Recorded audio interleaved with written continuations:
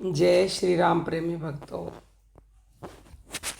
कई बार लोग ऐसे क्वेश्चन करते हैं कि अजपा जाप क्या सच में अपने आप चलने लगता है। तो आज इसी क्वेश्चन का हम जवाब देते हैं। सबसे पहले समझिए कि अजपा जाप का मतलब क्या है। अजपा जाप का मतलब कोई नई साधना नहीं है, बल्कि जप की आखिरी अवस्था है।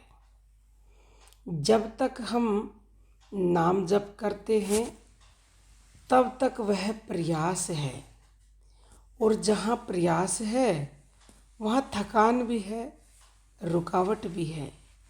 लेकिन अजपा जाप वहाँ शुरू होता है जहाँ करना खत्म होता है। सांस भीतर जा रही है और भीतर कहीं नाम की स्मृति है। सांस बाहर आ रही है और मन हल्का होता जा रहा है। कोई जोर नहीं, कोई आवाज़ नहीं, कोई दिखावा नहीं। यानी कि जिसको करना नहीं पड़ता, जो स्वयं हो रहा है, वही अजपा जाप है। अजपा से ही स्पष्ट है जिसको जपा नहीं जा सकता, जो स्वयं में स्वयं है। लोग पूछते हैं, क्या अजपा जाप अपने आप चलता है? सच यह है, जब तक आप उसे चलाना चाहते हैं वह नहीं चलेगा। श्री कृष्ण जी गीता में कहते हैं, योग कोई अलग क्रिया नहीं है, बल्कि जीवन के साथ जुड़ा संतुलन है। अजपा जाप भी ऐसा ही है। यह ध्यान का अभिनय नहीं, दिखावा नहीं, ध्यान की सहज अवस्था है। संत कहते हैं, सहज ही सुमरण होत है, भीतर घट के माही। ये सहज में हो रहा है। जब नाम जब सिर्फ माला तक सीमित रहता है तो वह अभ्यास है, लेकिन जब नाम सांसों के साथ बहने लगे तो वह साधना बन जाता है। और जब साधना भी भूल जाए और सिर्फ जागरूकता बची रहे, वही अजपा जाप है। यह न तो एक दिन में होता है, न किसी चमत्कार से। यह धीरे धीरे मन के शोर के शांत होने से अपने आप जन्म लेता है।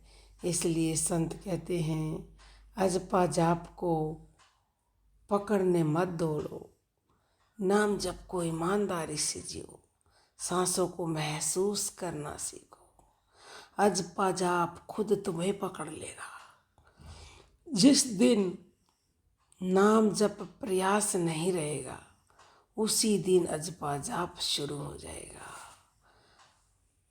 तो यदि आपने भी प्रयास छोड़ दिया है और जो हो रहा है, जो स्वयं में स्वयं हो रहा है, अपने आप हो रहा है, उससे यदि आप जुड़ने लगे हो तो समझ लीजिए अजपा जाप अपने आप हो रहा है।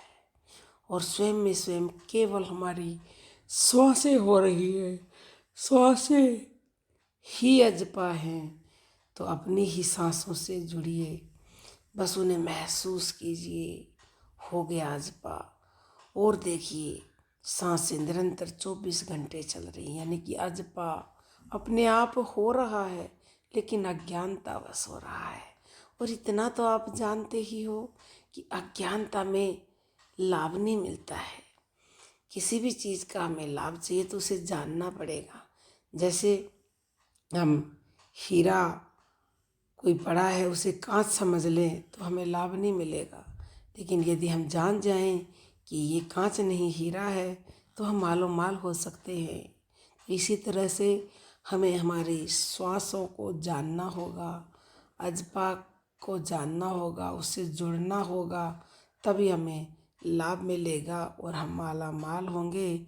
इसके बाद भी कोई आपका क्वेश्चन हो तो आप यूट्यूब पर पूछ सकते हो, या 9958515054 पर पूछ सकते हैं। अब हम अपनी वाणी को विराम देते